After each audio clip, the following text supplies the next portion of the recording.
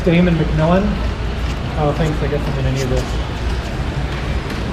A few years ago, I set out to build with a couple of friends SeaCharger, which is a solar-powered unmanned boat, with the goal to be the first to cross an ocean with such a vehicle. So this is a story of SeaCharger. So first of all, why on earth would you want to cross an ocean with a robotic boat? Well, if you have to ask that, you probably don't belong at Maker Faire, right? It's because it's there. Why not? But part of the inspiration was every year they hold a contest to see who can cross the Atlantic with an autonomous sailboat. And a couple of years ago I noticed that no one had ever actually done that, and I thought to myself, I could do that. At the same time, I met a guy at church, his name is JT, and JT had told me that once he built an automated chicken coop. So I thought to myself, this is the guy I need. So JT and I started out, and that's a picture of one of the early drawings that we made on my daughter's chalkboard. So had anyone ever done this before? Well, yes and no. People had tried. The picture on the left is Scout. Scout is perhaps the most well-known. They set out about 4 years ago and made it 1,300 miles across the Atlantic. And I want to point out that going 1,300 miles on the open ocean is a huge achievement. But eventually it went dark. They lost communication with Scout. Then, just a year ago, another group of engineers sent out Solar Voyager, and they also went across the Atlantic. They made it 600 miles, and interestingly, at the same time they were trying to cross the Atlantic, our boat, SeaCharger, had set out and was trying to cross the Pacific. So you had these two boats going at the same time. And I guarantee there was no competition or hard feelings involved there. So how do you make a solar-powered boat work? Well, of course, the most important thing is electricity. So I started out with the electrical system, and there's a picture of some of the components, battery, some other electronics to monitor the battery's condition, and the solar panels were on the roof of the house, and we just tested this, and I put it on a cookie sheet in case something got hot or melted or started on fire. After getting the electrical system sort of up and working, I moved on to the actual structure of the boat. Now in all this project, I tried to follow the KISS principle, which for those of you who don't know, stands for Keep It Simple, Stupid. And so if you look at those pictures, on the top left, there's a bunch of foam blocks that I got at Home Depot and just glued them together and sanded them by hand. Bottom left, again, a piece of foam that I made into a nose cone by just gluing it onto my bench sander and sanding it by hand. I like that picture on the upper right. That's our garage, and I'm gluing together the whole of the boat onto the solar panel deck using some canned food as weights. And then on the bottom, that was my soldering station, which was a kitchen stove. You can even see the ramen there to prove it. And I used a 2D CAD program that was free off the internet, so nothing super special there. Now through all this, I made a lot of mistakes, some expensive. Here's a few things that didn't work. A rudder actuator that I built that didn't work. That's my daughter posing with the boat, and you can see that single strut connecting the thruster pod down below up to the rest of the boat. That was too flexible, so I had to throw that away. And the bottom right is just one of the early thruster designs with the belt drive, which I also ended up throwing away. So lots of mistakes, but I like what Thomas Edison said. I've not failed, I've just found 10,000 ways that won't work. So now I had a boat with an electrical system and a rudimentary structure. It was time to get its feet wet and see if it would actually float and how fast it would go. So these are some early tests down here at Shoreline Lake, not far from here, as well as Avila Beach and Santa Cruz. And then with the boat actually moving, it came time to give it some brains. So the components here are all off the shelf. An Arduino up top there, a simple GPS and compass. The one thing not shown here was the satellite modem, which we used to communicate with the boat, which is called a rock block. And then it had a manual override. I used an RC boat or RC system to override the autopilot. And with these electronics, I had them on a piece of plastic, and the way I tested the autopilot was by walking around like I was a boat. And when that little servo arm pointed to the left, I'd go left, and when it pointed to the right, I'd go right. And I walked around the park, making sure that the autopilot would lead me in the desired direction around the park. So that's how I tested it at first, and then was able to put it into the actual boat and take it and put it in the lake. So the first try actually was pretty good. You see the little blue squiggly line? It sort of looked like a drunken sailor, but it made it around the red course. Took it home, fixed a few gains in the autopilot, and tried out the second try, and it did pretty well the second try. So I had a working autopilot. Now, of course, this was on a very calm lake, so who knows if it's going to work in the ocean where there's a lot of waves and it's getting tossed around. That remains to be seen.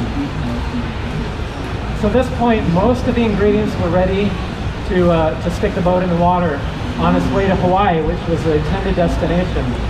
Except we did have one problem. I still didn't have a working rudder that I could trust to take the boat all the way to Hawaii. If you do the math, that rudder is going to have to go back and forth about 2 million times. But your typical radio-controlled airplane or boat servo is only good for about 300,000 cycles. So I was traveling through on my way to Yellowstone and ran into my wife's best friend's sister's husband and his co-worker Troy. And they were engineers, and I said, hey, you want to help me on this project? And they said, sure, cool. And so for free, they built that thing, which was quite the masterpiece. It's a custom rudder servo. They also did an electronics board for me on the right, which sort of tied all those pieces together that you saw in a previous slide. So they bailed me out, helped me out a lot, but there was a major problem.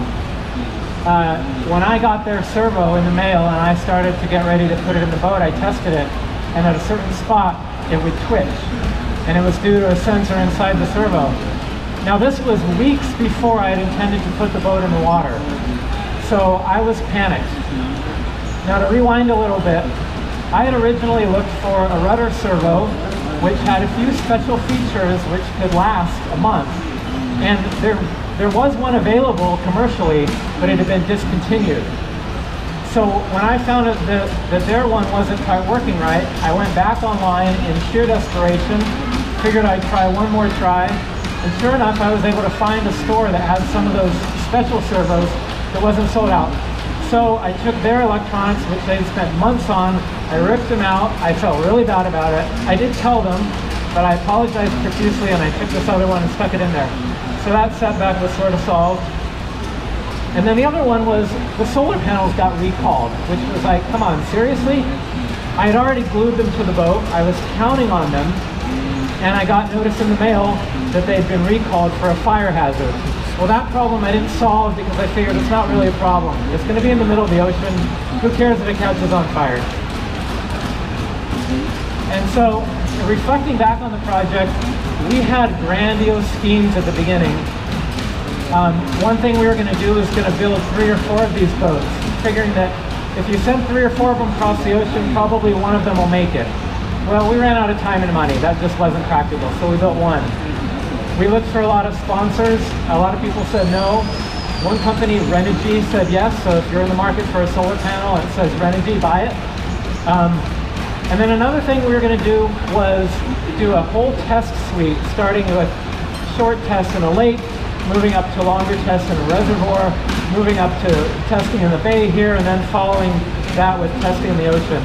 Well, we ended up not doing that. I'm going to tell you why later, but as it ended up, the longest and hardest test we did was again down in Shoreline Lake, very simple, easy conditions before actually the real thing. So this was about a year ago. The boat was ready to go, and my brother thankfully convinced me to bring it here to Maker Faire. So here's some pictures from Maker Faire last year. It was an amazing experience. I got a couple questions. A lot of people said, that's going to cross an ocean? A lot of people said, why don't you put a camera on it? And well, the reason for that is twofold. First of all, it costs a lot of money to transmit an image from the middle of the ocean. Second of all, there's really nothing to look at, right? It's just a big blue ocean. A lot of people ask, where's the propeller?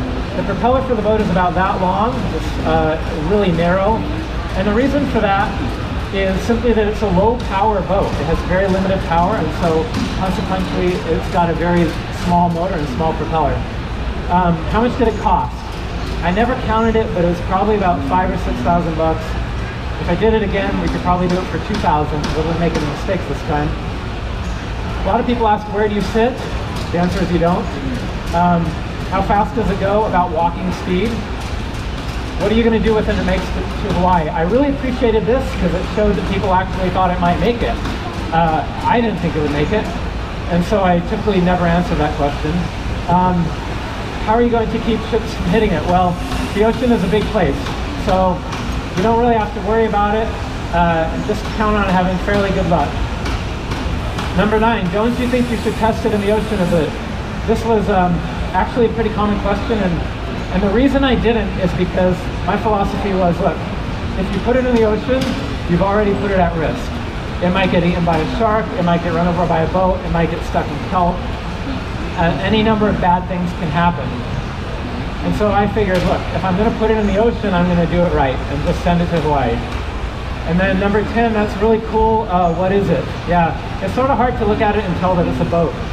So I got that question a lot. So that was Maker Faire last year, great experience. 1 week later, drove down to Avila Beach, which is on the Central Coast, and launched the boat on the way to Hawaii. Here's some pictures, and if you can click on that top picture there. Take off, out in its first few moments. My wife narrating. Getting out. So we followed it with an inflatable boat until it was out there a while.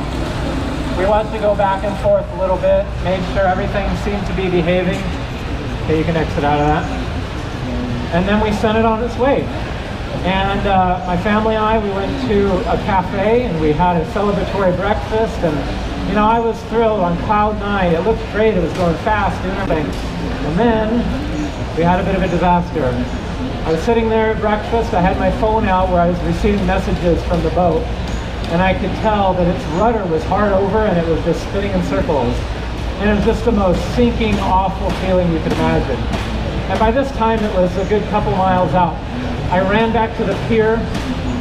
I found the guy who had driven us out in the boat, and I said, can you take me to go find it?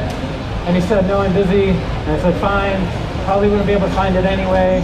So I'm like, what do I do? I drove back to my parents' house, sat down with the laptop at the kitchen, bar top, and told my family to leave me alone.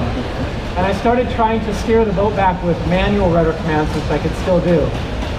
And to use an analogy, this was like if you're driving down the highway with your eyes closed, and you can open your eyes once every 10 minutes for 1 second. You know, how well would that go? Well, not very well. But amazingly, through the grace of God, and I say that quite literally, I managed to steer the boat back. And at the last moment, veered right as it was approaching some really nasty rocks, and it landed on sandy, beautiful, smooth Pismo Beach, with the only damage being the little rudder servo arm broke.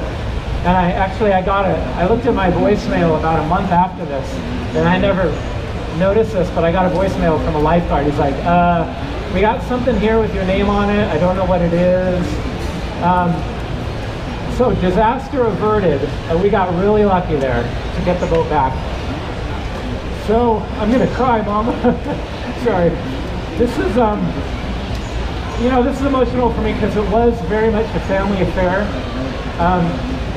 I'm not going to say that my kids were in the garage helping me with the actual, you know, building it.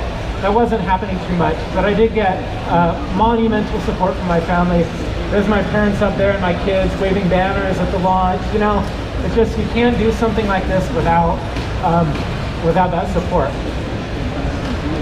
So then what do? Well, the boat is not too badly broken. I repair it, fix the software bug that caused that original problem. And then I went to Half Moon Bay, which was near our house. I didn't invite any friends, didn't invite any family. And I launched the boat twice. The first time, I was really dumb. There were big waves, and I was impatient.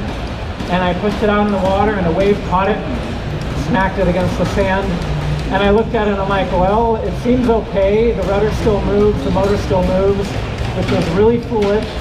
But I picked it up, I drove down the beach a little bit, found a calmer spot, stuck it in the water, and pushed it off, and there it went. And for the next 41 days, I've never checked the email so often in my life. Here's what an email looked like when I got from the boat. It had just a string of numbers that give the position and speed and all that. There was also a tracking map on our website which was posted, where the position was posted so people could follow it. And this map was made by a friend, David, at Stanford, and this is a map showing its course with the voltage in the battery color-coded. So where you see yellow, that's where the battery is fully charged, so roughly every day. Towards the end there, you might notice the yellow was going away. That's because I think one of our solar panels was failing. One of the wires was corroding. But amazingly, 41 days later, against everyone's expectations, it actually made it. There's my wife pulling it out of the water and my brother and I holding it. And it was in excellent shape, actually. It had a few barnacles on it, but pretty much it was good to go. So I had to face the question I thought I would never have to face, which was, what do you do with it? Well, I wasn't going to box it up. That would be too expensive. So we decided to send it. Oh, wait, I skipped the slide. Another thing I wanted to say was, on the way to Hawaii, right as we were getting there was this gigantic military exercise with landing craft and everything, and that was going on like right where we were going to land. But fortunately, SeaCharger did not get run over. And then the day after it landed, a tropical storm Darby hit the islands, and you can see my family there in their rain slickers. So I got really lucky and blessed again to have gotten in there safely. So then the decision was, well, what the heck, let's send it further. And I programmed in New Zealand as the destination. So if you hit that picture, it'll play a video.